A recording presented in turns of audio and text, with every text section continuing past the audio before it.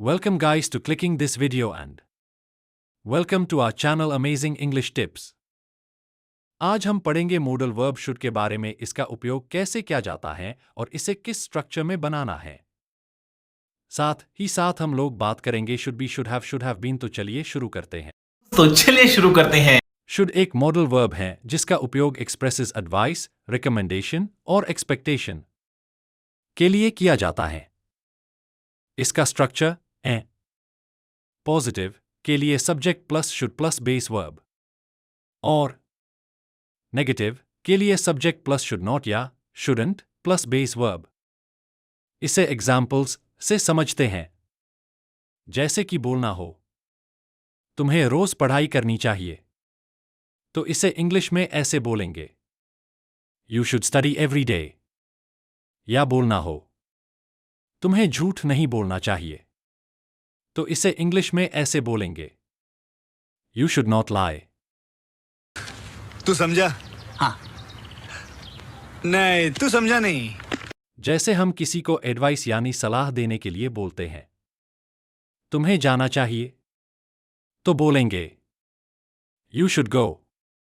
या बोलना हो तुम्हें उसकी बात मानना चाहिए, तो बोलेंगे you should listen to him. या बोलना हो तुम्हें सोना चाहिए, तो बोलेंगे यू शुड स्लीप। या बोलना हो उसे खेलना चाहिए, तो बोलेंगे ही शुड प्ले। अब हम बात करने वाले हैं शुड बी के बारे में। तो चलिए शुरू करते हैं। शुड बी सुझाव देने के लिए उपयोग किया जाता है कि किसी चीज के एक निश्चित स्थिति में होने की उम्मीद या अनुशंसा की जाती है। इसे हम आपको आगे समझाते पहले इसका स्ट्रक्चर देख लेते हैं। इसका पॉजिटिव स्ट्रक्चर है subject plus should be plus या नाउन या वर्ब प्लस आईएनजी, और इसका नेगेटिव स्ट्रक्चर है सब्जेक्ट प्लस शुड नॉट या शुडंट बी प्लस या वर्ब प्लस आईएनजी। चलिए अब शुड बी को एग्जाम्पल्स से समझते हैं।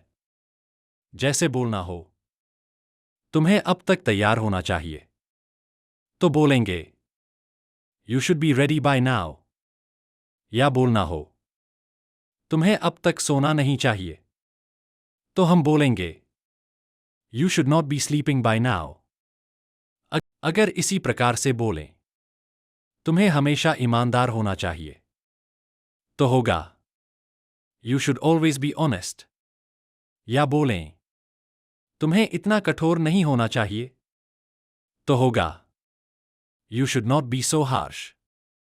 तो इस प्रकार के जितने भी उपयोग हैं, जैसे कि तुम्हें घर पर होना चाहिए या उसे काम में रहना चाहिए या तुम्हें अभी यहां नहीं होना चाहिए, तो बोलेंगे you should be home and he should be at work and you shouldn't be here right now. I hope you must say. मजा आया। अब बारी है शुड हैव की। तो चलिए शुरू करते हैं। इसका उपयोग किसी पिछले कार्य को व्यक्त करता है जिसकी अपेक्षा की गई थी, अनुशंसा की गई थी या सलाह दी गई थी, लेकिन ऐसा नहीं हुआ। इसका स्ट्रक्चर है पॉजिटिव के लिए subject plus should have plus past participle और नेगेटिव के लिए सब्जेक्ट प्लस शुड नॉट या shouldn't have plus past participle. चलिए इसको एग्जाम्पल्स की मदद से समझते हैं। जैसे कि बोलना हो तुम्हें उससे बात करनी चाहिए थी, तो बोलेंगे you should have talk to him. या बोलना हो तुम्हें इतनी जल्दी नहीं आना चाहिए था, तो बोलेंगे you should not have come so early. या बोलना हो तुम्हें उससे मदद लेनी चाहिए थी, तो बोलेंगे you should have taken his help. या बोलना हो तुम्हें उसे पैसे नहीं देने चाहिए थे, तो बोलेंगे you should not have given him the money. मुझे उम्मीद है कि आप समझ रहे होंगे। अब हमारा अंतिम टॉपिक है शुड हैव बीन। तो चलिए शुरू करते हैं। यह व्यक्त करने के लिए उपयोग किया जाता है कि अतीत में किसी चीज की अपेक्षा की गई थी या अनुशंसा की गई थी, लेकिन ऐसा नहीं हुआ।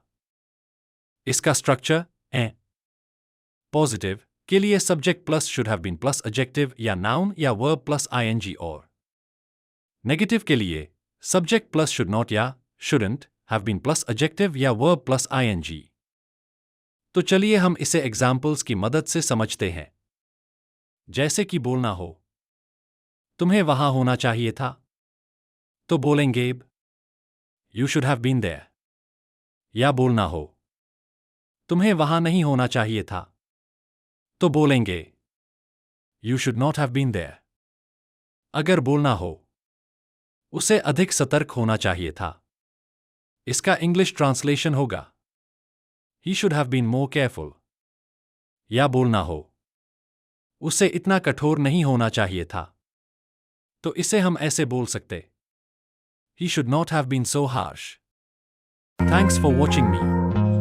I hope you understood very well. Please like, comment and subscribe.